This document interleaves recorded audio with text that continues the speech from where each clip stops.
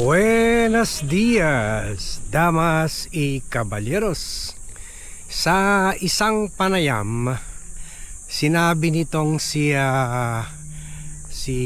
Congressman Toby Tiangco na 1 million sure daw siya na hindi magpapaayos or hindi mapapakiusapan itong si Vice President Sara Duterte na itigil yung flood control investigation sa Marcos administration kung maging presidente daw si Sara Duterte. Kaya sabi niya, natatakot na yung mga kongresista. Yung iba, siguro kaya itong dahilan, kaya lilipat na sa kanya yung National Unity Party. Yung iba ay lumilinya na papunta kay sa kampo ni Sara Duterte para hindi sila maimbestigahan.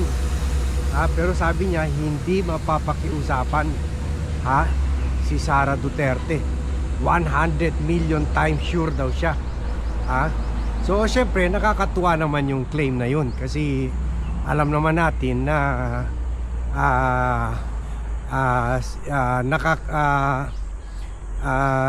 parang niloloko lang tayo ni Sara sa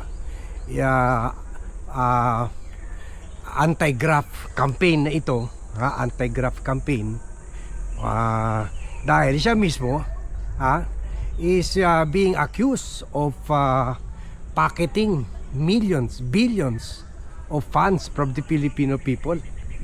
Kumbaga ito yung rapist na humahabol, kinukulong sa kapwa rapist, ganon. She's equally guilty or even more guilty kasi kung if we go by the accusation sa kanya, lalo na doon sa plunder complaint ni Senator Antonio Trillanes, mga 21 billion ang nawala sa atin doon sa DepEd habang siya ay Education Secretary.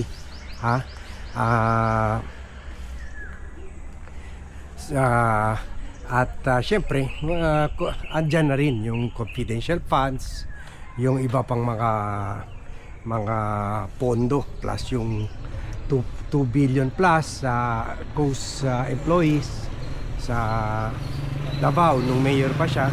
So kumbaga kung meron man reign na ng katiwalian, si Sara Duterte yun. Kaya to say na she will be leading the anti-graft campaign, or kung manalo siya, she will be the one, she will go after everyone involved sa katiwalian, is really a laudable matter. Pero ganun pa man, siyempre alam naman natin si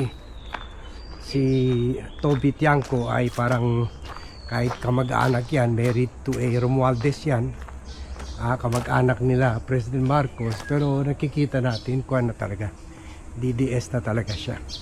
Pero ang mas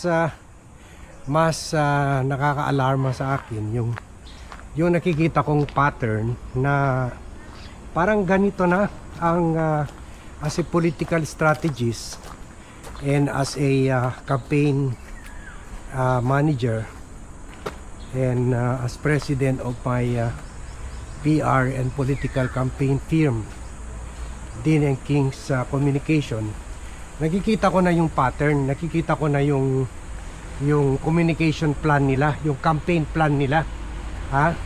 Gagamitin nila yung issue ng flood control to as a campaign issue. Kasi political campaigns, syempre andun na tayo doon sa morning. Andun na tayo yung malakas ba yung kandidato, hindi. Pero yung campaign strategy also plays a very strong hand in determining whether manalo or matalo isang kandidato. So the campaign plan, budget, logistics, and messaging. Campaign messaging. Very important yan. Tulad si Duterte, yung tatay, si Digong, he came out the time na at the time na yung grabe yung peace and order problem natin. Kayo ba yan sa ambulance? Apo. Oo, baka tawag ako one day ha. Hindi, biro lang. Resident ako dito. Okay.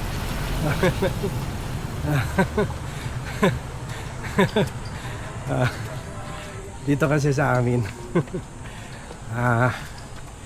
Dahil medyo meron mga matatandang bilyonaryo dito, ayaw nila na mamatay dito. Meron kami mga ready ambulance dito. Kaya biniro ko yung babaeng ambulance staff. Kasi hindi naman natin masabi, no? Na-opera na ako sa puso 2010, o di ba? Hindi naman dahil maganda yung ambulance staff.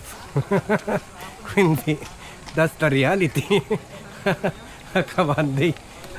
Tawag na lang tayo ng ambulansya. Mga babae na pala yung sa ambulansya ngayon, no?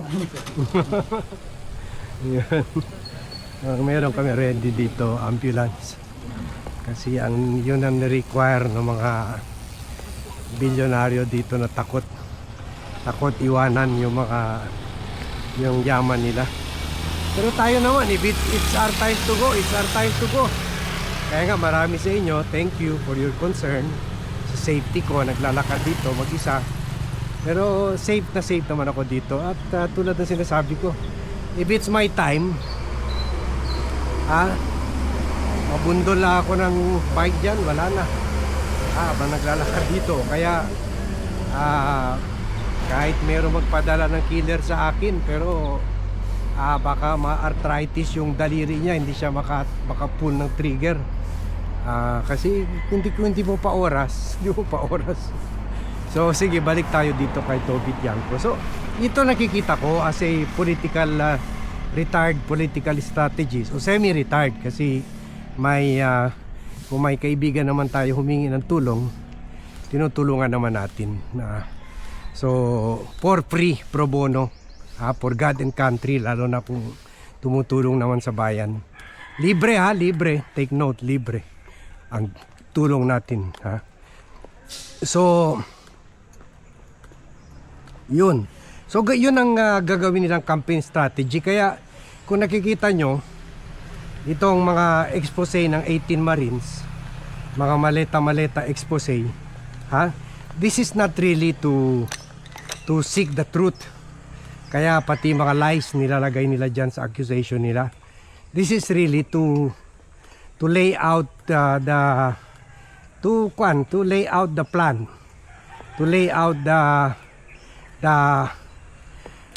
ground, lay out the ground para sa 2028. Ito yung mga campaign slogan nila.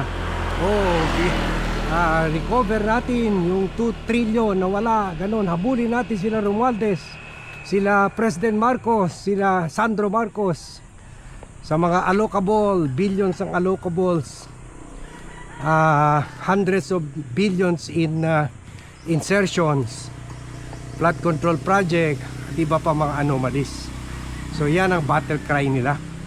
Kumbaga kung si Duterte, ang battle cry ay anti-crime, kasi grabe yung problema ng drugs noon, anti-drugs. Yung pala sila pala nagbibenta ng drugs, pero kinagat ng tao yun kinagat ng tao Yun nga ang danger. Kung ganito ang campaign slogan nila, baka kakagat rin yung tao. Kakagat rin yung tao na tulad ng sinasabi ni Toby Tiangco, na lahat dyan sa Kongreso. Kaya natatakot na yung mga congressmen kasi hindi nila pwede ayusin si Sara. 1 million times sure daw siya. Hindi daw nila mapakiusapan si Sara. So kung yan ang campaign promise nila, delikado manalo si Sara on that campaign promise, kasi galit na rin ang tao sa katiwalian sawang-sawa na rin ang tao, lalo na naghihirap tayo, tapos sila ganun-ganun lang ang nakaw, pagwaldas ng pera natin. So that's why share nyo itong vlog, i-like nyo itong vlog para wag madala, wag mapaglinlang mapalinlang ang mga tao na dyan sa very effective campaign messaging, campaign plan na si Sara should become president para mabigyan hustisya, para mapanagot itong involved sa mga flood control anomalies. Kasi let's remember, equally corrupt din siya, pero sa akin rin, ito na rin ang challenge kay President Bongbong Marcos. Why allow Sara to use this anti-graft campaign as her narrative? Kumbaga dapat si President Marcos na mismo ang gagawin ng honest to goodness anti-graft campaign. Yung problema, parang opposite ang ginagawa niya Kaya pinatay na niya yung ICI, yung Independent Commission for Infrastructure, at hindi na rin niya sinertify as urgent. Sinabi lang niya priority, pero iba yung i-certify as urgent. Kung i-certify mo as urgent, kaagad ipapasa na yung mga bills ni Leila de Lima, ni Congresswoman Leila de Lima at Tito Soto, na gumawa tayo ng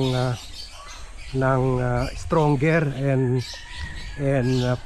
permanent na, kasi aabot ito, kung totohanin ito, mga 30 years ang aabutan yung investigasyon dito sa dami ng tao involved sa flood control anomaly.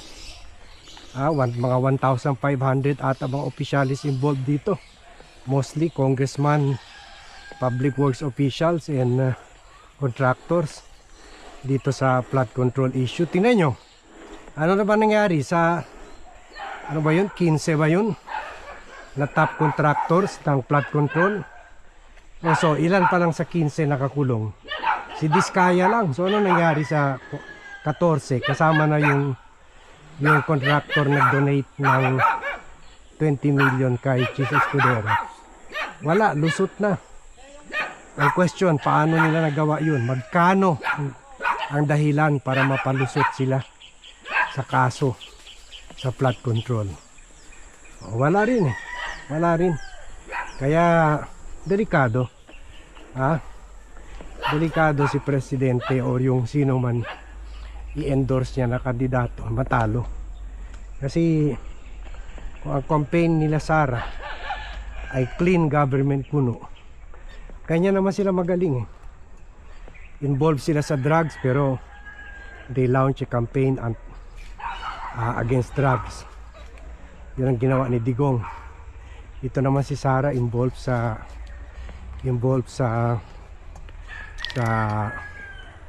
katiwalian. Pero yun, gagawa rin ng anti-graft campaign. So mag-ingat po tayo sa mga ganyan klaseng very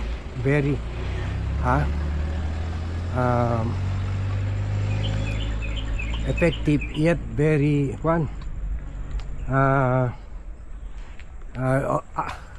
actual lies lang talaga, panliling lang talagang ginagawa nila.